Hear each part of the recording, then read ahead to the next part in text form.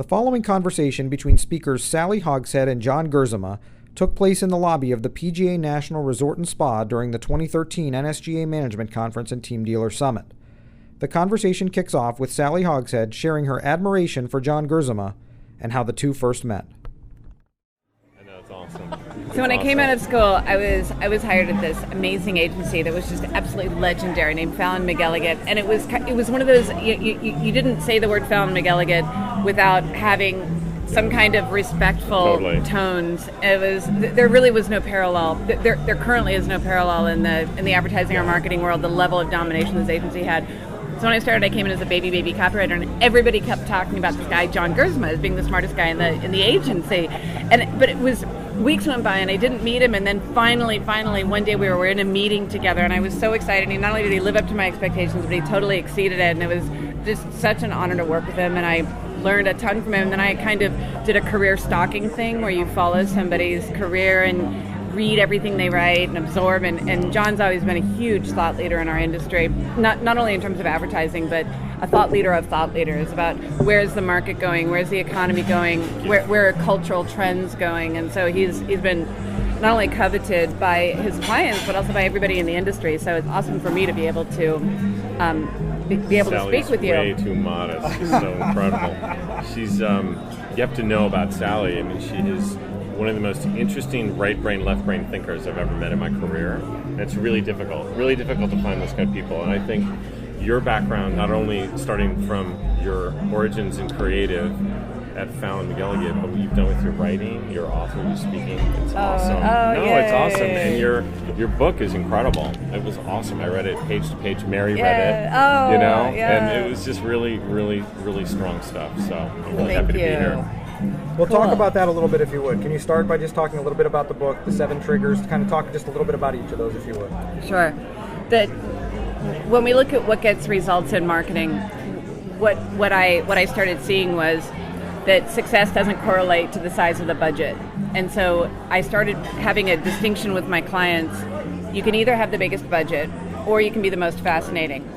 If you have the biggest budget, you can just drill a message in. You can repeat it over and over and over again. And this is what classic big brands do, is they simply buy their way into people's awareness. They're not necessarily loved, they're not necessarily respected, but they can buy their way in. But if you don't have the biggest budget, then you have a different advantage, and that is you can be the most fascinating. But being fascinating is different than being known. Being fascinating means people love you, they're evangelists for you, they're passionate about you, they're advocates for you, they want to talk about you, think about you, respect you, buy from you. And so when you reach that level of engagement with your customer and with your employees and with your team, then you can stop worrying about having the biggest budget because you have a certain type of relationship. So when we look at how the brain is hardwired, we can see that there are 7 different reasons why people pay attention to certain messages. And when I started doing my research, I found through neurology and biological anthropology and economics and history, I started finding that we could put these into buckets. Everything ranging from passion, power, mystique, specific reasons. There were 7 of them exactly. And so as my research continued on and we started looking at how different brands use this, we realized that there's actually a more interesting correlation with people, that as human beings, we don't manufacture who we are. We're sort of naturally hardwired to use certain mechanisms to communicate, and that if you can identify that, then you can accelerate it and amplify and become more successful as a result. This is especially important in an industry that's commoditized, like sporting goods. That what you're selling isn't necessarily different, and if you can't compete on price, you have to compete on being fascinating. Absolutely. So that's a quick summary, but I'd love to hear your thoughts too. It has to be, Sally, like really good, fascinating brands in the category, right? That escape the confines of the category. I mean, historically, it's been Nike, right? But you look at brands like Under Armour that sort of started at a grassroots level with like players and coaches and sort of got to a place where it is today. But I think it's really interesting because Sally's book is so relevant to your industry because your industry is ultimately about emotion. You know, I mean, I'm sure a lot of these products are made in similar places, right? And so when you come together and you've got a brand, you're putting a brand on top of them. So whether it's achievement, whether it's emotion, you know, I think what Sally's saying is absolutely right. I'll tell you a really quick story. My dad, who's 77 years old, has a treadmill down in the in our basement in Valparaiso, Indiana, and he still goes on this treadmill. He goes really slowly now, but he's run marathons, and he ran marathons because he saw a Nike ad probably 25 years ago that said there are clubs you can't join, there are schools your kids can't get into, but the roads are always open. The roads yes! are always open. Yes! Oh my God, what a testimony that it's been like 20 years and we don't know the line. I swear to God, that's incredible. With Sally just finished it, and this is what you do when you believe in brands. Yeah. And so when you think about Sally's principles with everything she's talking about, what you get to then is like my dad, who fell in love with running and believed that he could do anything. And I think that's what's so exciting about your industry, is that even though you're fighting pressures on commoditization, you're fighting, incredible competition at all these different angles, you've got big opportunities to be an emotional brand. Yeah. Anybody does. And the brand doesn't have to, the product doesn't have to change. You don't have to change the product. You just have to change the relationship and how people identify with your product. Nike shoes are rubber and shoelaces. It's not like Yeah. I mean, as much as Nike likes to talk about how they have technology, I mean, in reality, what they're doing is they're finding subtle ways to differentiate based on the emotions of the customer. Sally, we track a lot of brands in our database and Brand Asset Evaluator, BAV. And one of the most explosive brands over the last 7 years has been Dove, off of the Real Woman Beauty campaign. Was an idea. What Sally's talking about, you put an idea in the mind of the consumer to enhance their relationship. What could be more ordinary than a bar of soap, right? And yet the brand is taken off in a huge way. Talk a little bit more about that, because to me that's one of the most fascinating parts of your business, that you've created you actually have a metric for that. What we do is we look at differentiation, which is really sort of a measure of something Sally and I are really familiar with, is creative leverage, right? Whether or not the brand is getting disproportionate returns in the marketplace on the basis of its creativity and its ability to be seen as different and better and special.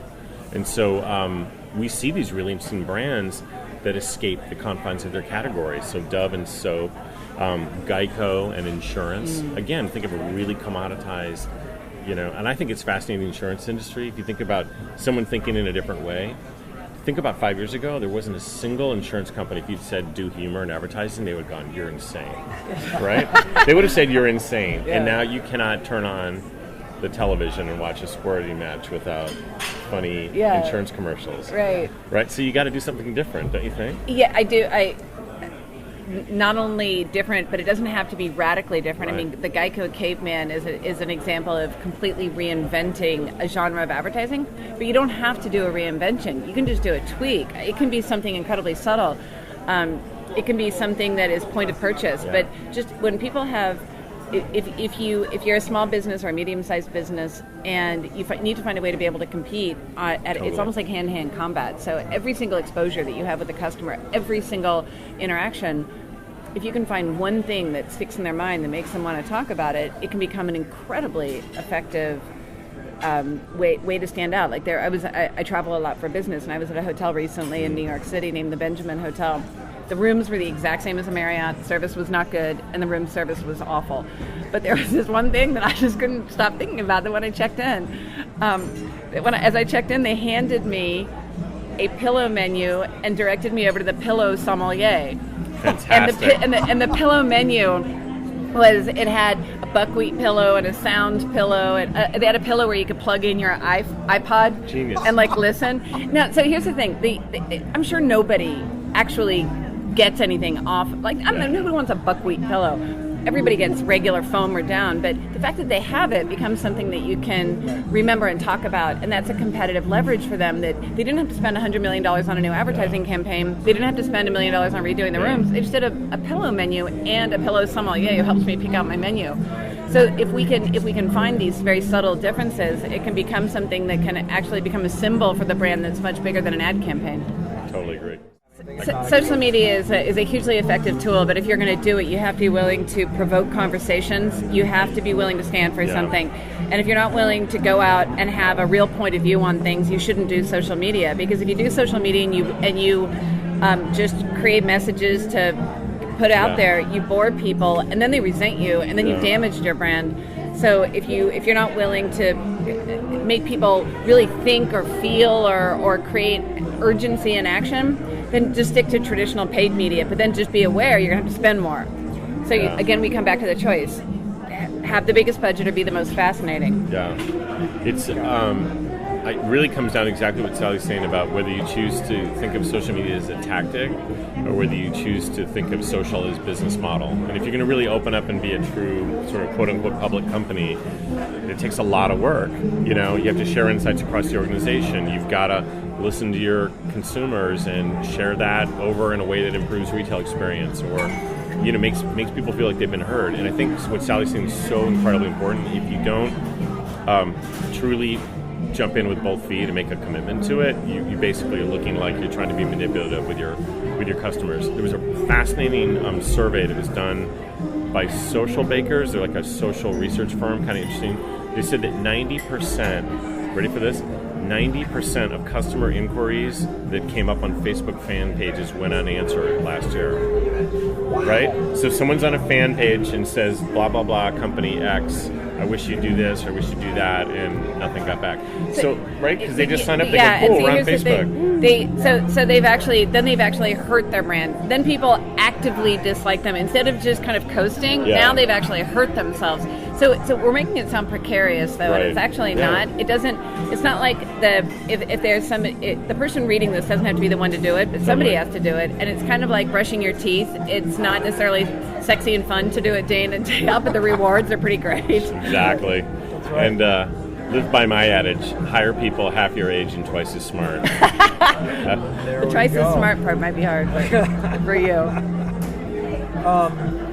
So, John, can you tell us a little bit about some of the trends you've been seeing during the economic downturn with consumers and kind of what they're doing these days to kind of get out of the rut, I guess, of the downturn? Sure. Yeah. I mean, what we're going to talk about tomorrow is sort of a really interesting, perfect storm of millennial values, mobility, social, local, all the stuff that we know that's happened with technology, and sort of a post-crisis mentality where people are increasingly realizing that thrift isn't cheap. Thrift is actually really strategic and can be really cool. And so we've tracked some really fascinating, not only businesses, but just sort of consumer sentiment.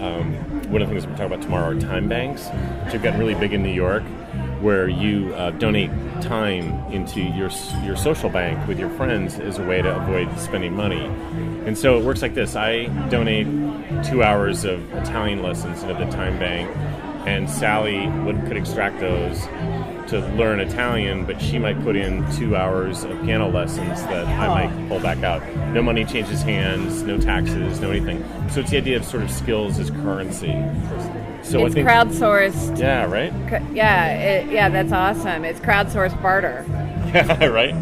It's incredible. And so many of these really interesting companies are being built on that. I'm going to talk about a guy that I met in Berlin named Tim Kunde, who started Friendsurance. And it's behavioral economics. Basically what they learned is that when people defraud insurance companies at a higher rate than they would if they knew the people. And so they created these circles of trust of friends. So what you do is you go in on car insurance with 6 or 7 of your friends. And it gets really funny. So think about your 6 or 7 friends you would do this with and you wouldn't, because all the friends pay to claim if there's an accident, right? Wow. But what's happened is like they've started to drive down the premiums and the rate of fraud and everything because people feel more accountable to their friends and their group than they do to some nameless, faceless institution. So that's what social's doing. And that's a social as business model idea. There's a lot of really interesting companies that are sort of thinking in new ways. It seems like there could be an interesting parallel with sporting goods. If you think of crowdsourced barter, is there a way that teams or families or neighborhoods could go in on sporting goods in the same way? But in order for us to do this, we have to decentralize, and we have to, in the same way that traditional paid media, where you buy a circular ad or you buy a radio ad, very traditional, you kind of know what you're going to put in X dollars, you're going to get Y result, you can kind of predict it. Then there's social media where you can't predict it, but it could be just exactly. Phenomenally successful. In the same way, we think traditionally that there's a way that retail works, and it could be that there's a different way of thinking about it, and that can be unfamiliar, and scary and unpredictable. But it could be that by experimenting with little incremental innovations that a business can transform itself by finding new ways of thinking about it, like John's describing. Right. Absolutely. Got it. I've been doing a little research and new book coming out. Woo-hoo! New book out already. Yeah. Out already. Just about came out. Women in leadership and the Women and men. The women and men, but Yeah. thinking like a woman, is that the right kind of issue? Tell me about that. Well, we separated out and did this massive piece of research around the supposition that leadership was changing and that you needed sort of new skills to sort of combine and sort of attack the new economy, the social economy, the interdependent economy. If you just think about any company around the world, you're so interdependent on supply chains, on your partners around the world, and so you need a new set of skills. And the other really big macro effect that's happening is we're moving away from manufacturing to a services economy. So you have to be a good listener, you got to be a good speaker, you have to be elegant like Sally, articulate, but listen. And I think what we were so surprised to see is we did this research around the world, and we had asked half our sample to gender 125 human traits as masculine, feminine, or neither. We asked the other half of the sample, without any gendering, what were the most important skills we need as people? What do we need in modern leaders? What do we need to be successful? And we modeled the data to start to see this ascendancy in traditionally feminine traits. Collaboration, empathy, selflessness. Friendsurance, Like exactly. that's a perfect example. Completely Collaborative, community building, Exactly. codependence, in interwoven. Absolutely right. And so I think what's so interesting for us is we got a chance to then, after the quant, is travel around the world. We worked on this for about 2.5 years, but we interviewed world political leaders, we interviewed startups, NGOs, all kinds of amazing people. And we just saw people cracking really, really difficult problems. I mean, in Medellin, we met the head of the municipal city government. His name is Mauricio Finza Lince. And Colombia has had, systemic problems with violence, right? Civil wars, but also violence with kids were, all circled around drug culture. So they have devoted 62% of the Medellin operating municipal budget to people under 30. So they're taking on, and one of the things we saw were these people taking these courageous steps to nurture, to try to break cycles and try to solve really, really thorny problems around the world. So amazing diplomats and, just really interesting people in places we wouldn't think. We saw the first shared embassy in the world. I'm going to talk about tomorrow the Felleshus, which is Danish for House for Everyone. It's first shared embassy of all the Nordic nations, Denmark, Finland, Norway, Iceland, Sweden, and how they basically all work together in one open environment to try to not only do economic voting together, but also trying to shape public policy. So it's just interesting new ways of thinking. It's just really, really fascinating stuff. But so interesting to me that so much of this is happening at the political level. So that's kind of what the book is about, and we've been gratified to get some good feedback so far. What would be an example of 3 classically so-called masculine traits versus feminine? What we saw, Sally, in a lot of the research was aggression, pride, and sort of control were really big associative qualities that were masculine, but aggression and proud were the least correlated with modern leadership versus selflessness and empathy. So we're looking for our leaders to be more relatable, to connect to ordinary people and their points of view. You still have to be decisive, which is masculine, but they talked about that in the context of aligning with a sharing economy and how do you get more people's views into ideas. We interviewed the president of Iceland when they crowdsourced the new constitution after the scandals there. So they brought all the citizens together in a big football stadium, and for like 3 weeks hammered out a new constitution using Twitter and Tumblr and Facebook. Pretty crazy stuff. But it's just interesting. I'm not saying it's mainstream, but it's emergent, really interesting models that we're tracking. So I think there's an interesting correlation with business. Like, say, hypothetically, if you're selling sporting goods, that